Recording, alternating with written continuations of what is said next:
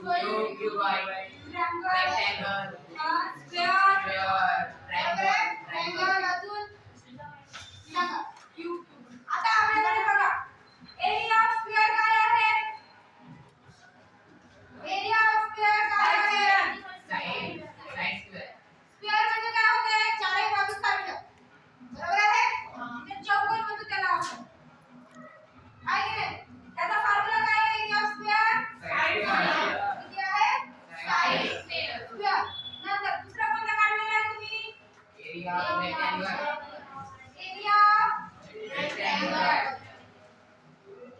Rectangle कसा असतो? सांगा रेक्टँगल कसा असतो? त्याची दोन बाजू दोन समान बाजू असतात.